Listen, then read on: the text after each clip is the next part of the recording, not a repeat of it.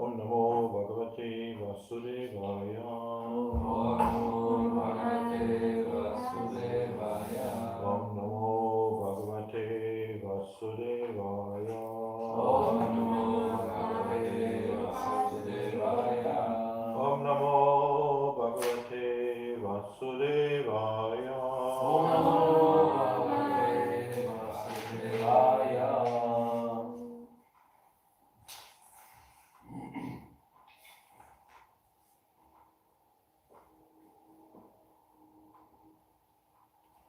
So we're reading from the diary. Still in the down. Must be in September 76. Srila Prabhupada's response again reminded us that his pleasure in being in the garden was not the mundane gratification of his senses, but rather an appreciation from the transcendental plane. And who is growing it? That is Krishna's hand. His hand is working invisibly. Krishna's hand is there. Krishna says, Vadyakshena Prakriti Suyate Sacharacharan.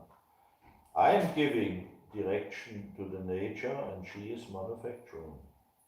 That's the fact. Krishna is giving dictation. Do like this. Intelligence is of Krishna. Charanaravinda recounted the story of how Sri Chaitanya Mahaprabhu made a mango tree almost instantly with his direction. Yes, he can do that because he is Krishna. Prabhupada said, immediately he can do. That is his inconceivable energy.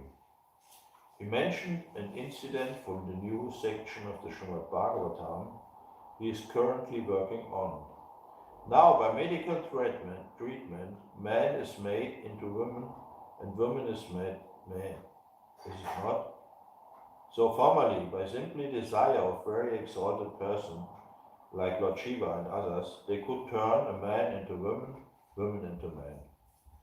Wanting clarification of an unusual tale I had heard, I asked Vishwamitra once he grew people from trees. Is that correct?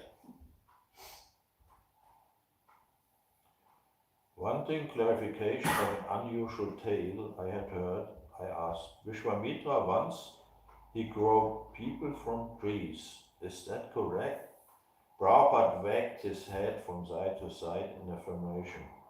Everything is possible by Krishna's inconceivable energy. It is called therefore inconceivable. We cannot conceive how it is done. Our intelligence is very little. Therefore we say, oh, this is mythology. Because whatever we cannot conceive, we take it as a mythology. Nothing is mythology, everything is possible. The last 2 days before we spoke about this, that worldly magicians, they have always tricks how to make an impression. But Krishna, he doesn't need any trick. He can everything doing by his will. Just by his own will. His energies are serving him and doing the things. So if he can keep the planets always in a perfect system, so he can do everything. That is inconceivable, but they cannot understand what is inconceivable. Unless it is conceivable by them, they do not accept. That is their foolishness. So that is the materialist. They say, okay, show me. But they don't believe. They have no imagination. The difference between devotees and the materialists is devotees have an imagination that Krishna is omnipotent. That's our belief. Everybody of us have some certain belief in this. Krishna is omnipotent. He is everywhere. He knows everything. He is the sum of substance of everything. And he is the Prema Pramata Mohan. He is the sum and substance of all love. And every living entities without any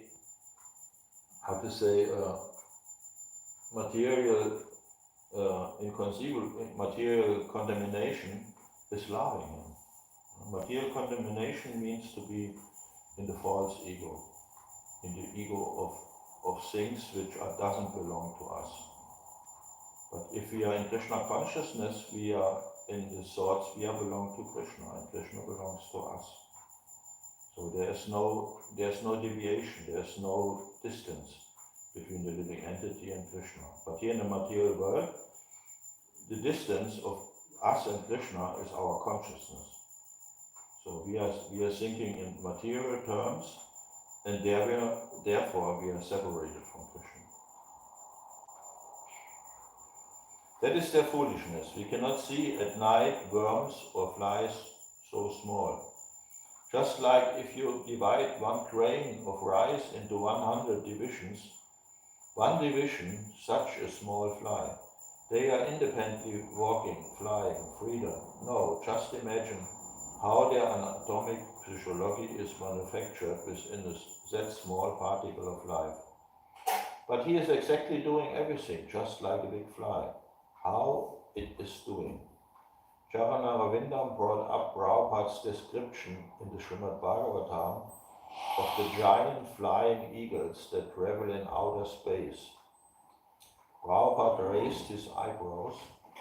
They go from one planet to another, and while flying they lay down eggs, and the eggs, while falling down, they become birds.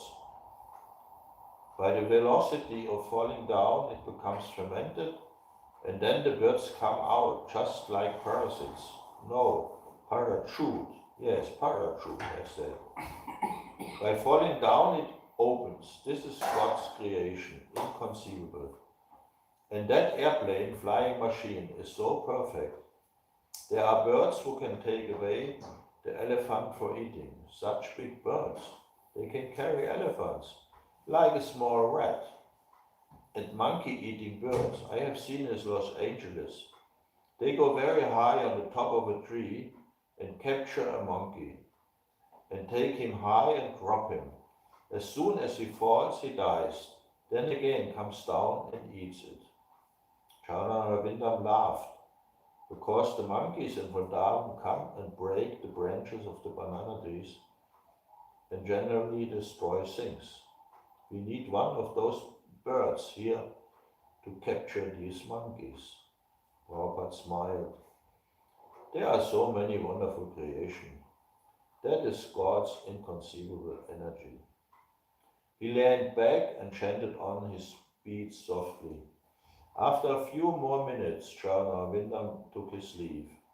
Prabhupada stayed out for an hour or so before going back into his rooms. For his rest this evening, Srila Prabhupada went upstairs under the covered back portion of his roof. I set up his bed and mosquito net there and gave him his massage. He stayed up there the whole night, rising at about midnight to spend the early hours of the morning in his room, translating and commentating on the Srimad Bhagavatam. I slept on a mat outside the door of his room, and to ensure that we were protecting Srila Prabhupada as best we could, Akshaya Prabhu bedded down on a strip of roof joining Srila Prabhupada's quarters and the daily kitchen.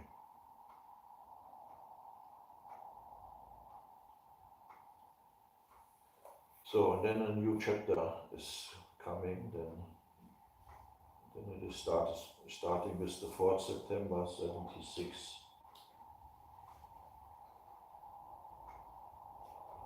The 4th of September 1969, Robert was in Germany. He gave his first class and he said, in Germany, I forgot the point. Yeah, how to say it in Sanskrit. So if one is remembering the lotus-eyed Lord, then one becomes Suchi. Yavindaksha Suchi. So if one is remembering the lotus-eyed Lord Krishna, then one becomes a Suchi. So that was one of the first speeches which Prabhupada said in Germany. So Prabhupada, when the devotees then they accompany Prabhupada, they doesn't know what to do with Prabhupada, because Prabhupada was the first time in Europe at all. And the devotees were not so experienced in those time, and they went to the harbor. And Prabhupada saw all these people who are working in the harbor. They were just shudras. They were somehow not well dressed. They had their working clothes on, and they were smoking, and they had faces. Some of them were drinking, and so on. And they were common, simple people. So in Prabhupada, it was in Hamburg, was at this time in the harbor, it was a busy place, a busy working place. And Prabhupada said, so just remember the lotus-eyed Lord, and then you become clean of the material contamination.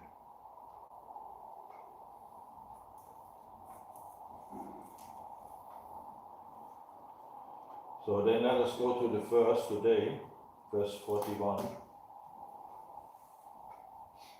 Vishamamatiyana yatraninam tvam aham iti mama taveti chatyat anyatra. Vishamadiya rachito yaha sahiya vishudaksha vishnu arama bahula. Translation and purport from Srila Prabhupada. Being full of contradictions, all form of religion, but Bhagavad-dharma work under conceptions of fruitive results and distinctions of you and I, and yours and mine. The followers of Srimad Bhagavatam have not such consciousness. They are all Krishna conscious, thinking that they are Krishna's and Krishna is theirs. There are other low-class religious systems which are contemplated for the killing of enemies or the gain of mystic power. But such religious systems, being full of passion and envy, are impure and temporary, because they are full of envy, they are full of irreligion. Purport. Bhagavad-dharma has no contradictions. Conceptions of your religion and my religion are completely absent from Bhagavad-dharma. Bhagavad-dharma means following the orders given by the Supreme Lord Bhagavan, as stated in Bhagavad Gita, Sarva-dharma pavidyaja, mamikam sharanam vraja. God is one, and God is for everyone. Therefore, everyone must surrender to God. That is the pure conception of religion. Whatever God orders constitutes religion, dharma tu sakshat bhagavat pranitam. In Bhagavad-dharma, there is no question of what you believe and what I believe. Everyone must believe in the Supreme Lord and carry out his orders. Anukulyena Krishna nu shilanam. Whatever Krishna says, whatever God says, should directly carry it out. That is dharma, religion. So if you discuss or read Buddhist devotion with common people or with educated people, they say, I am thinking. I am thinking. So that means they already know that they have thoughts. But that means that is a contradiction. That is not God consciousness. Or I have my own religion. That is nonsense. According to this, it's complete nonsense. There's only one religion. And the religion is Krishna Prema. There is no other religion. Every other kind of religion, or what is called religion, is a kind of destruction of Krishna consciousness. If one is actually Krishna conscious, he cannot have any enemies. Science's only engagement is to induce others to surrender to Krishna or God. How can we have enemies? If one advocates the Hindu religion, the Muslim religion, and the Christian religion, this religion or that religion, there will be conflicts. History shows the followers of religion system without a clear conception of God have fought with one another. There are many instances of this in human history. But systems of religion that not concentrate upon serving to the Supreme are temporary and cannot last for long because they are full of envy. There are many activities directed against such religious systems.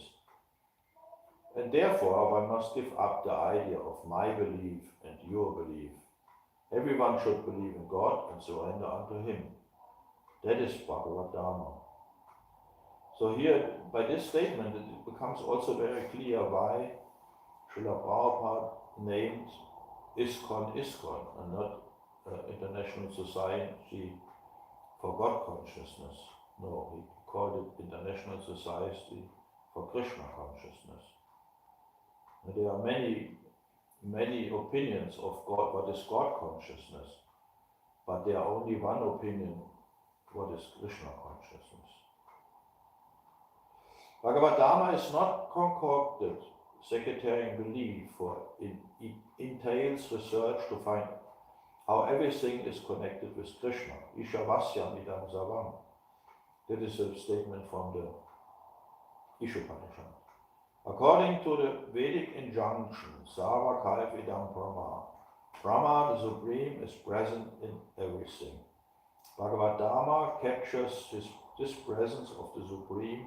Bhagavatam does not consider everything in the world to be false, because everything emanates from the Supreme. Nothing can be false. Everything has some use in the service of the Supreme. For example, we are now dictating into a microphone and recording on a dictating machine. And thus we are finding how the machine can be connected to the Supreme Brahman. Since we are using this machine in the service of the Lord, it is Brahman. This is the meaning of Sarva Kalp idam Brahman. Everything is Brahman, because everything can be used for the service of the Supreme Lord. Nothing is mithya, false, everything is factual. So this is the difference between the Mayavadis and the devotees. And the Mayavadi says that the material world is false, it's a false energy, and therefore they want to deny it. But still they have a body who is manufactured by the material world. But a devotee is using Yukta Vairagya, and the Mayavadis, they are practicing Phalgu Vairagya. That's a false Vairagya. The devotee has the understanding that everything is connected with the Lord itself. Everything is the Lord's energy. There is nothing false. There's only a misuse of the energy. And this creates karma. And this example here with the dictaphone, I heard very often in the lectures from Srila Prabhupada in Venezuela. There he said that there was a discussion between him and Ridananda Maharaj about this point, that you use, and there were also questions from Christian followers in this place in Venezuela. This time Venezuela was a democratic state, not now like today. It is a dictation system, and the people are very poor and starving there.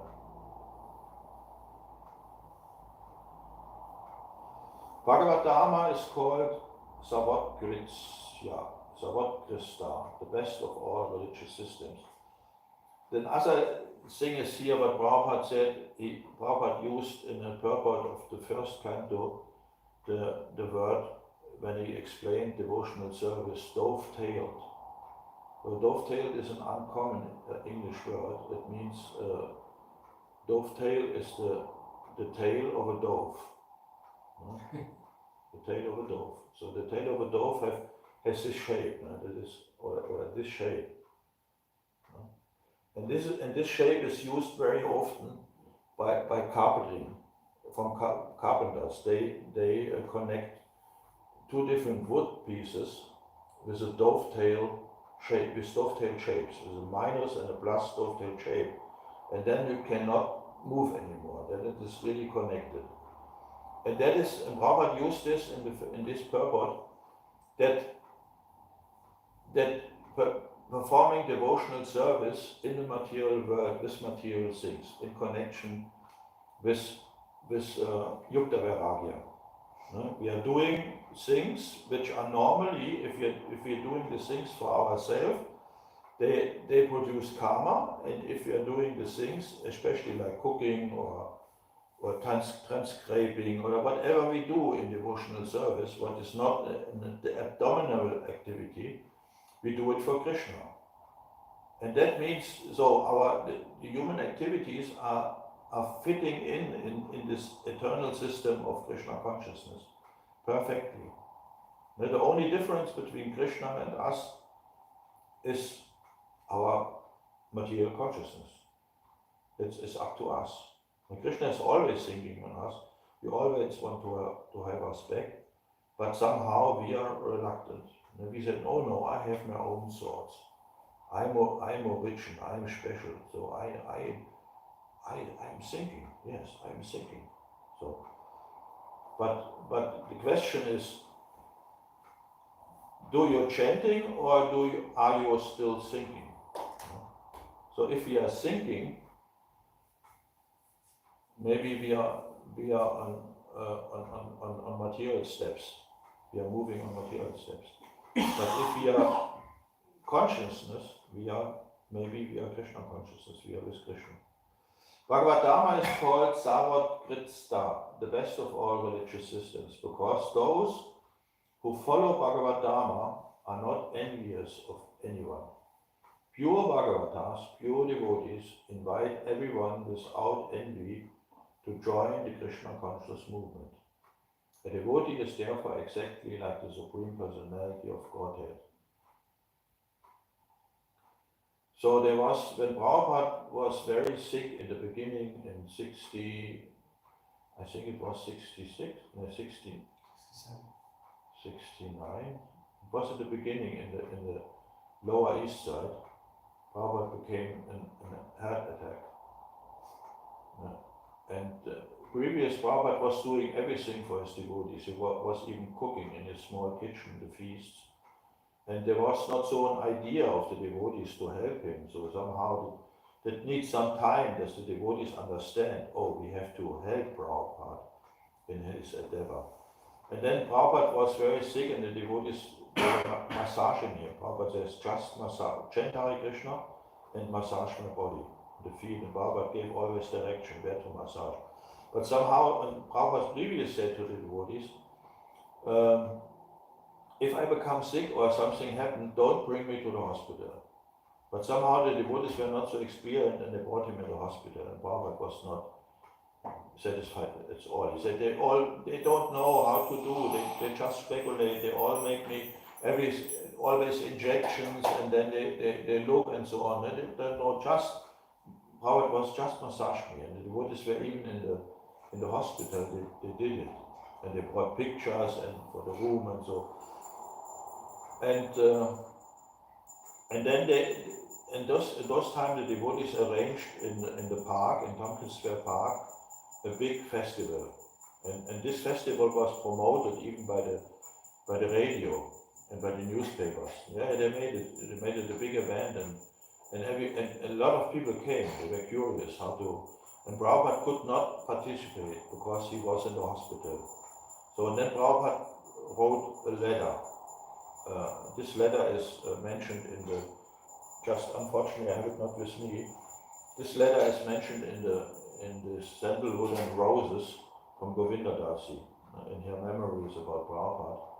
And there Prabhupada invited, especially he said, so I was sent by my spiritual master, Bhaktisiddhanta Maharaj, here to the Western world, and I want you, the youth. I saw that you are the youth are not happy here in the Western world, and I want you to participate in this Krishna consciousness and become happy by the practice of chanting Hare Krishna. So Govinda Dasi was very full of emotion to read this and said and explained them, but that Prabhupada is not envious. He is open for everybody, even those who he doesn't know these people. He doesn't know the youth. So normally we always connect with people which we know. And we make friendship with people in our family or a small city or a small groups or so on. And others are foreigners. So for a devotee there is no word like foreigners. The devotee sees everything, everybody, every living entity as a part and parcel of Krishna and wants to bring this parcel back to Krishna by practicing Krishna consciousness. Where so-called religions are meant for a particular type of person who believes in a particular way, such discrimination has no place in Krishna consciousness or Bhagavatam. If we scrutinize the religious systems meant for worship of demigods or anyone else but the Supreme Personality of Godhead, we will find that they are full of envy and therefore impure. Vishama Matyena Yatyaninam Tvamaham Iti Mama Taveti Chayat Anyatra Vishamadiya Rachiti Yoyaha Sahi Avishuddha Ksha Vishnu Adama Bahula. Being full of contradictions, all form of religions but Bhagavad Dharma work under conceptions of fruitive results and distinction of you and I and yours and mine. The followers of Srimad Bhagavatam have no such consciousness. They are all Krishna conscious, seeking that they are Krishna's and Krishna is theirs.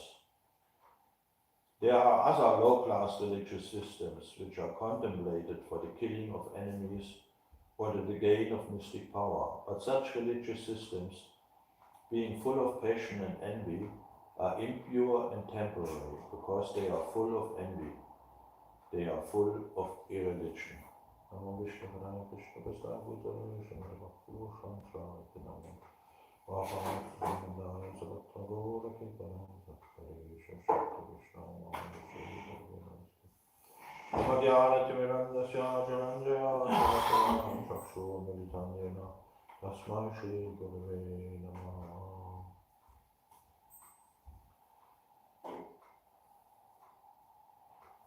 So here in the Western world, we are living, or almost we Germans, we are raised up in one of, more or less in one of the great religions, Christianity, or the other part of Christianity, this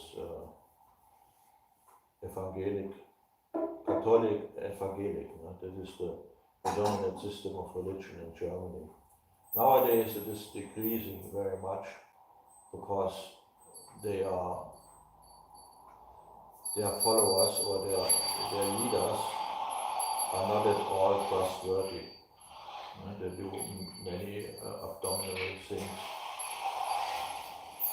because there is the way of purification in Christianity is very hard. They have no understanding of Bhagavad Dharma. They have an understanding of following Christ, but not everybody is doing this. When I was a child, I was raised up in this consciousness. I got all this, ceremonies. By birth, you got a ceremony, and then later on in the youth and so on. But I am not married in this system. I'm married in Krishna consciousness with a fire yaga. And I felt always very much that this fire yaga is protecting me and calming my mind in tremendously. So Prabhupada was very anxious that all his disciples, the couples which came to Krishna consciousness, that they are married. So that means this marriage, to make a sacrifice, that is protecting us. The same in the initiation ceremony. So by the fire yagya we throw the grains in the fire and all our sins are almost destroyed. So if we are following this process. So this yagya means the presence of Krishna himself. Krishna is the fire in the yagya. The presence of Krishna, that is what Prabhupada said. And if we remember Krishna, then we become freed from the material consciousness. We become suchi. We become clean in our consciousness. So, and then the people always said to me when I was a child, oh, do this, pray this, and then you can go to heaven. it was always an imagination, go to heaven, do this and go to heaven. Much more they cannot think. They cannot say, never I heard a statement, you can go back to God, or you can be with God, never. Only, always they said, you can go to heaven. If you are pure, if you are doing this and following these rules and regulations.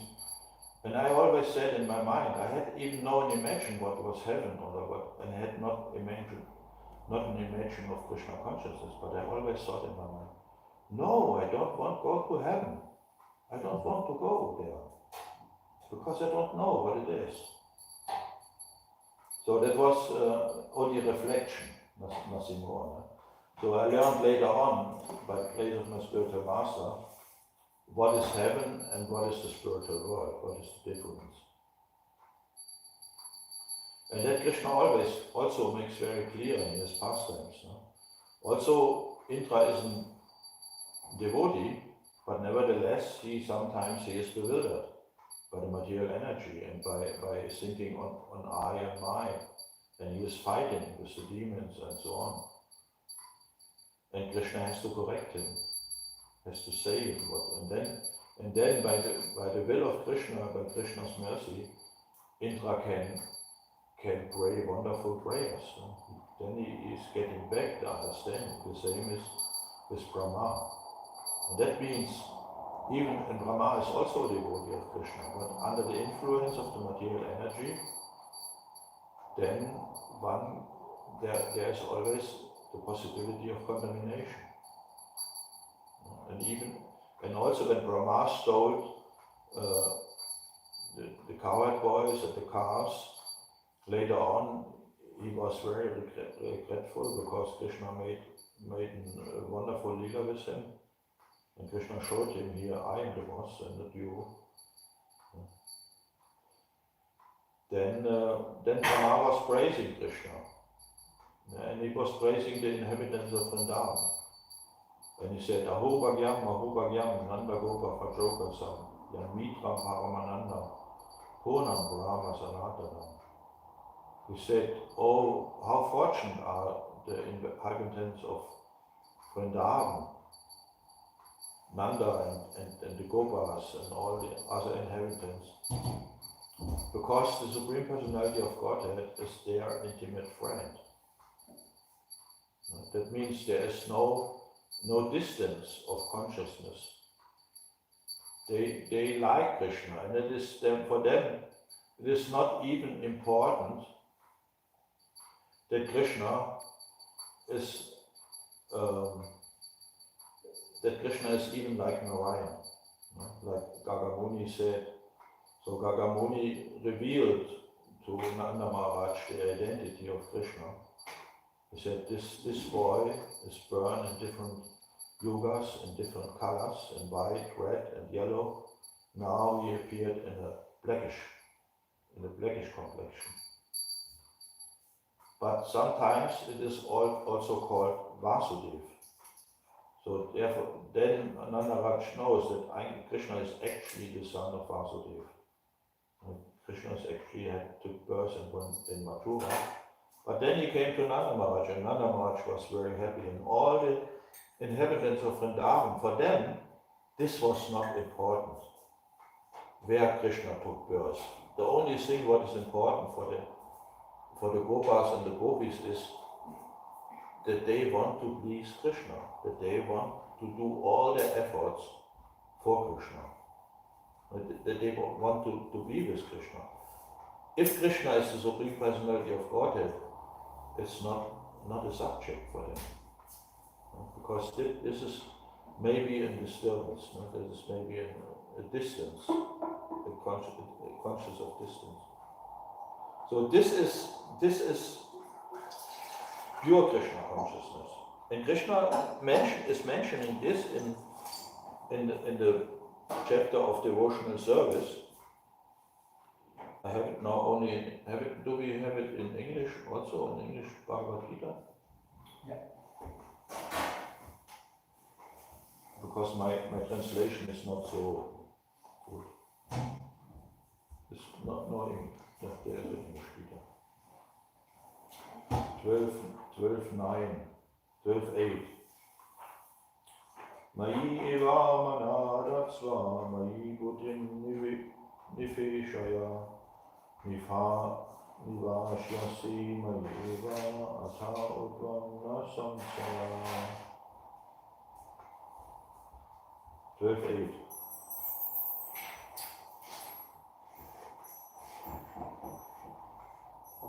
Focus your mind direct on me, the Supreme Personality of Godhead, and engage all your intelligence in me. By this, you will live always in me. Huh? Is it like this? Yeah. Exactly, huh? Exactly. Oh, it was my translation. But it's very clear here. No? So this is pure Krishna consciousness. Krishna said it to Arjuna, and Arjuna was able to do because Arjuna was also a friend, like the inhabitants of Vrindavan. He was an intimate friend of Krishna. But then Krishna is also, and before he said about these, those who are meditating about the unmanifested, that they are not, this is not a complete understanding. And then afterwards in verse 9, Krishna says, or he's speaking about abhyasa yoga. That means to perform devotional service.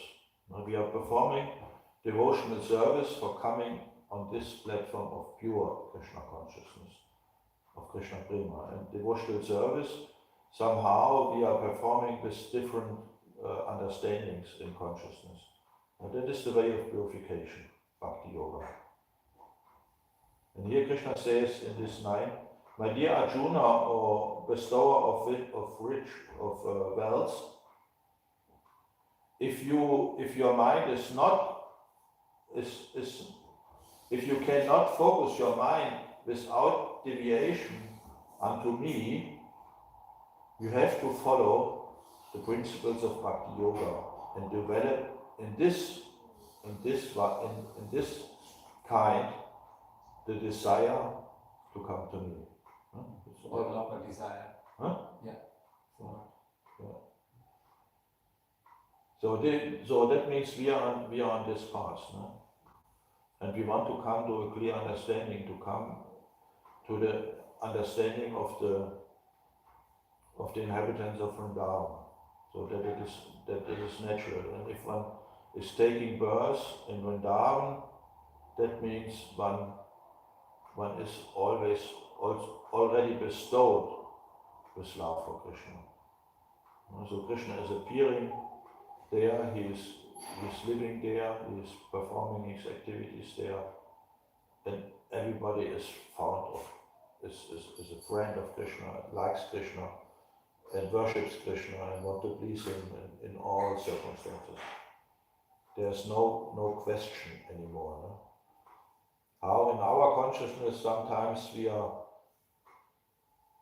in full convictions, and sometimes we have doubts.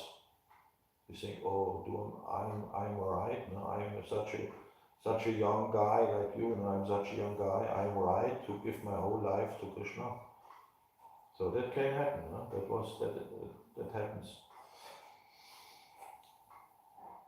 So only by meditating about Krishna and inquiring in Krishna and asking Krishna, we are getting the right understanding.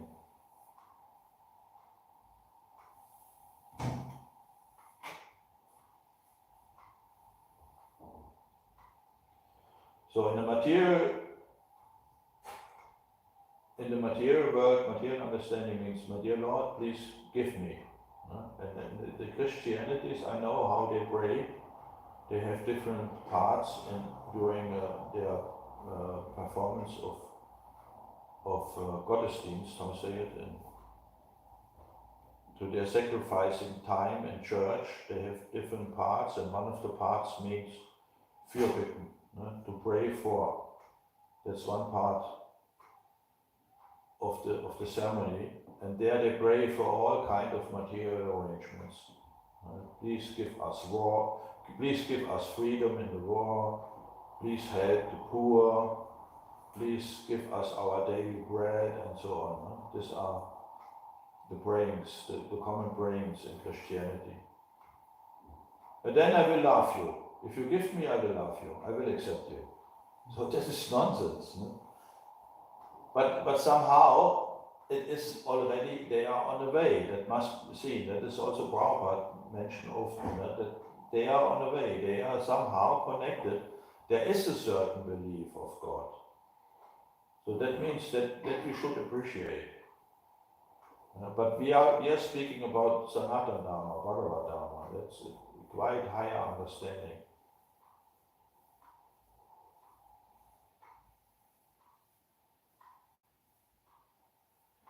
So the essence of Krishna is his sweetness, his beauty. And this is uncomparable to everything else. Nobody has the qualities which Krishna have. He is the object of our love, of our endeavor, he is the reservoir of beauty, of wisdom, of wealth, of power, of everything. He is the Prema Pumado Moham. So maybe you have some questions or additions or Yes. Yes. You mentioned you from Christian culture. From childhood, you know something about this. And I have one question. What answer Christian people has to this question?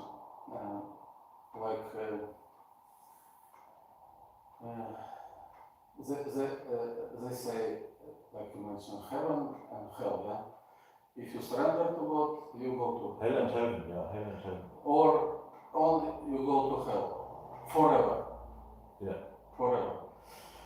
And what answer they have about question, from where comes new souls?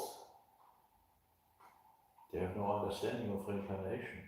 Because King Constantine, the Emperor Constantine, he was living in Trier, also in Germany. They have, in this time, the Roman Empire has two capital cities. One was Rome, and the other one was Trier, Augusta Trevirorum. That's where near Gologadam. It's a big city, and you can find many Roman buildings in the city. Even the palace of this king is still there. Later on they changed the palace in a church. Now it is the dome. And if you come in this dome, you see the four main pillars are Romanic, with Romanic stones, with this brick stones made.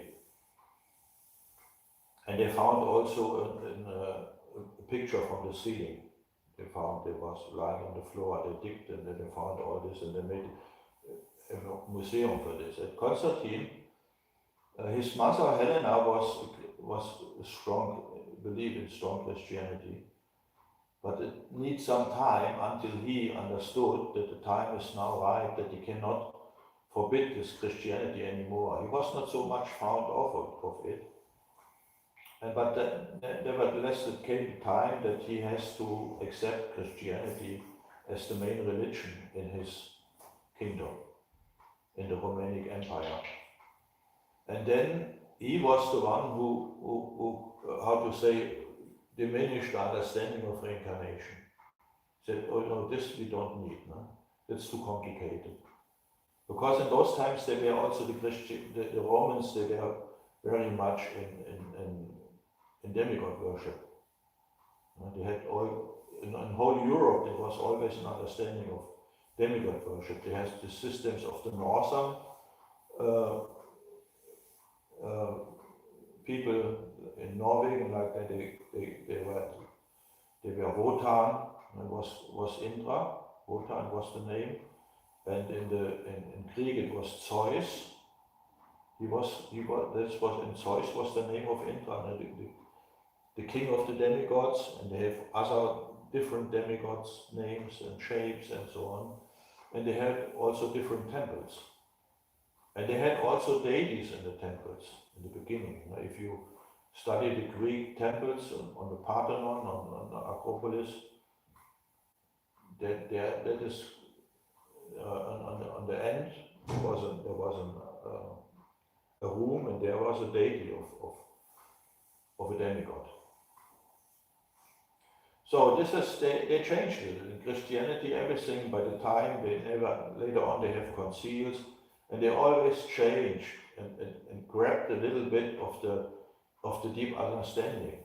So Christianity, the Catholic understanding or Catholic practice nowadays is not that at all what Jesus was teaching.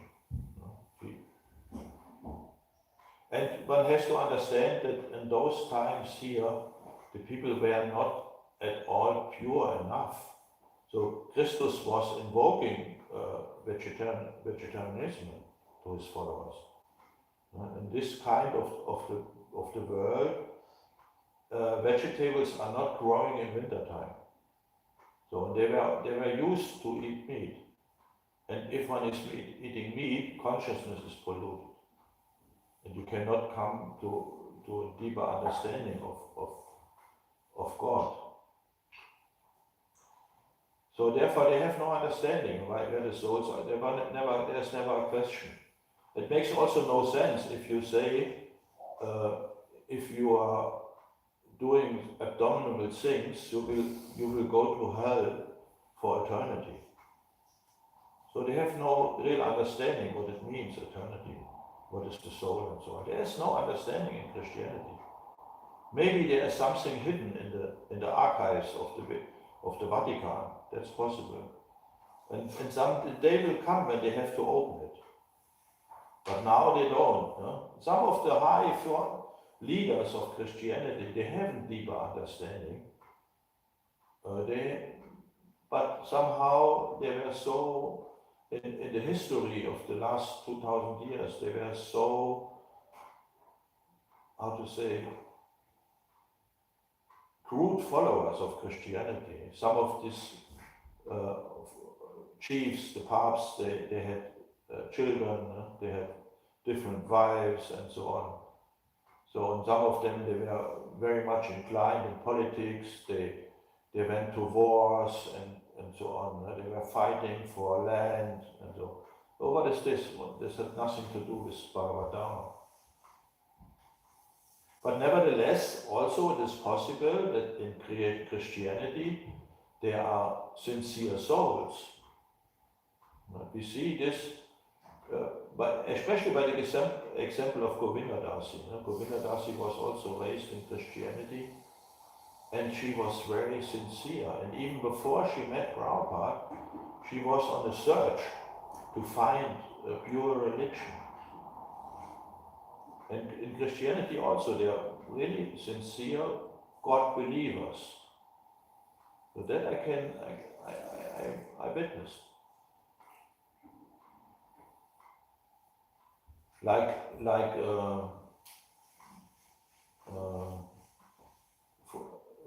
Francis from Assisi. So he was very sincere. He could speak with the people, and he protected the animals. He could speak with animals, so, and he respected the animals. He was therefore the animals trusted him, and he was not eating these animals. But this is not common. So they say this, or this is the Holy Francis, and even the Pope nowadays mentioned his name after Francis, because he is expecting something from this. But until they meet, they have no qualities. They are not suchi, because they cannot remember Aravinda Chan, Krishna, the lotus-eyed Krishna. Until one cannot remember Krishna, there is no image of Krishna, there is no purification. They're always in the system, like it is called here, of I and my. And what I will gain for my religiosity. That is a question in Christianity. What I will gain for my religiosity? That's ridiculous. Nobody in Vrindavan is thinking like this. In Vrindavan, the people think, how to please Krishna? What had Krishna done yesterday? What happens with Krishna? And they always asking the cowherd boys and Nanda Maharaj and Yashoda. And everybody is doing for Krishna. Everybody is doing, churning his Pada in his family for Krishna. They always think on Krishna. Like I said it 2 days before, and therefore Krishna is stealing the Pada because Krishna knows they did it for me, it is mine. So then they're thinking they want to please Krishna, they're churning the butter and doing their milk products and so on, and then they store it in the room. But Krishna is taking it because Krishna knows. But when this gopi was churning the butter, she was thinking only on me, and therefore, they did the butter for me, and therefore it is me, it's mine, and everything belongs to him. So Krishna is never wrong. He can steal everything. And he can also tell every lie. And he can also say a different philosophy to his father to stop him doing the intrayagya. Because all the arguments are in Krishna. He is everything. I hope I could explain a little bit. Not exactly. Not really. If somebody asking the Christian priest from where coming new souls, They have no answer. they don't have, but they cannot understand what is saying about this question. They have not differentiation. When I was a ministrant, a helper of a priest when I was young in the church, and we did many ceremonies, marriage ceremonies, and also grave ceremonies. And I was always wondering what they say. So if there is a dead body in a wooden shrine, and then they want to put it under the earth, and then they say the priest is saying, dust are you, and you are going back to dust, but you will live in eternity. So that they say in one sentence, and as always said, makes no sense. Makes no sense. Dust you are, and you will go back to dust, but you will live in eternity. And I was wondering, never anybody asked about this. Everybody nodded. So, dust you are, and you go back to dust, but you will live in eternity. So that means, but verse-wise, that means there is an understanding of eternity. Something must be eternity. Yeah. And something must be in the time. But they say, you are the body and you have a soul. So, and when I read the Bhagavad Gita and Krishna told me, dehinusmin yatadehe, I could understand, okay, there is an eternal soul, and this soul has a body. Not you are the body and has a soul. It's completely different. But nevertheless, they try to become Krishna consciousness. And we as devotees, we appreciate this. We hate them. We don't condemn them. We say we can imagine the difference of consciousness, the difference of words, but we want to encourage them in Krishna consciousness. It's not an easy thing, because they are somehow like begot. No? They have this changing intelligence, always changing, and seeing their own Vorteil, how to say Vorteil? Advantages. Their own advantages. That's their pollution. In my country, the Orthodox Christian, Orthodox, yeah. They usually have classic answer for such philosophical. They have an answer. Okay, what's the answer? Usually they reply, this question from Satan. This question from Satan. Satana. And From the Satan devil. kommt von Satan. Ah, okay, This okay. question from Satan. Yeah, that's easy, huh? Yeah, this is classic answer. They cannot Because that means they all don't know. Nobody knows. Everybody is practicing something, but nobody knows in reality. That's a wonder, huh?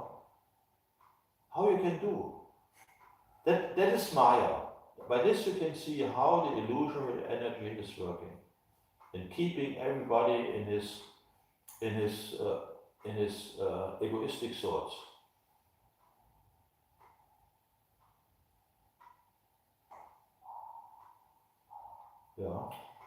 Yeah. There's a very original group of Christians, it's Sena, isn't it? It's Yeah. Zen community. And they are also vegetarians, they also have the knowledge of reincarnation and everything. But they had been hunted down by the church, like the Gnostics and like other more pure tricks, so to say, more pure branches of Christianity. And they had been killed, on the stake of fire and, because this Roman Catholic Christianity, which was the original, like you mentioned, this Emperor Constantine and everything, they were not really interested in promoting Christ consciousness. They wanted to twist it in such a way that they have something to quieten the pagan believers, like you said with the Pantheon and everything, And then what they did, they inserted things like Christmas and Easter, and these were originally pagan, so-called festivals, So then they watered it down completely. So they don't really represent Christ, like you said, but purposefully. They arranged with the belief what was already there. So Ostern means that is the festival of Ostara. And Ostara was a Celtic demigod. They arranged even Christmas. They arranged with the change of the solar eclipse. When Christmas, 21 is the change. The sun becomes more predominant again in the Western Hemisphere. Here it was Samhain. In the Northern It was Hemisphere. known as Samhain, this festival. Yes, that means the common Christianity religion and the Sena, that's one different. They were hardliners. They were some hardliners, and therefore they protected themselves in caves and so on. They were separated. They were even those in those times. There were so many different sects and beliefs. Christianity was never a strong belief like Sanatana Dharma. There was always so many, Verunreinigungen in consciousness. Because and then it means in the church somehow they arranged to protect or to maintain a mass movement, a movement of for many people.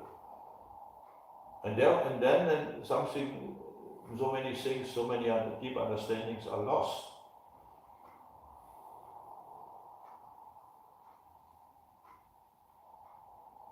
Therefore they say here, inquire direct on Krishna. And Krishna says, if you cannot, then do this, then practice devotional service, Abhyasa Yoga.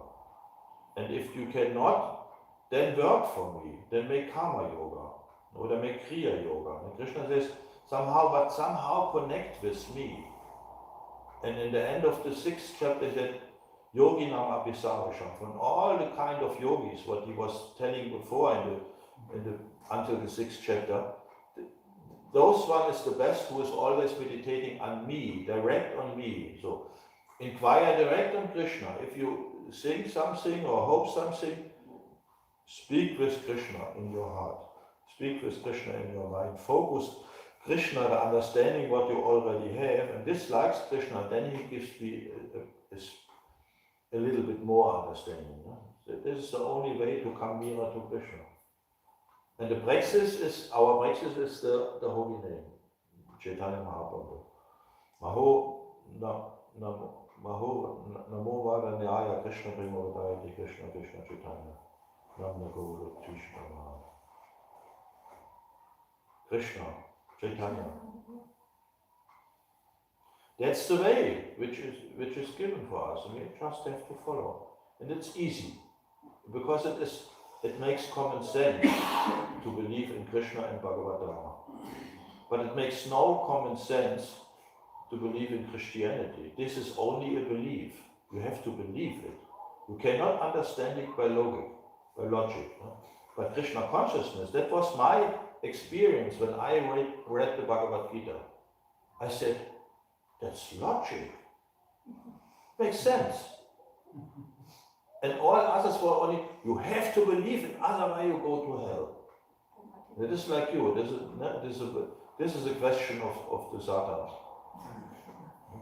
So, and either you believe or you are lost. What is this? And Krishna says, my devotee is never lost. Whatever, Nehabikramona Sustina,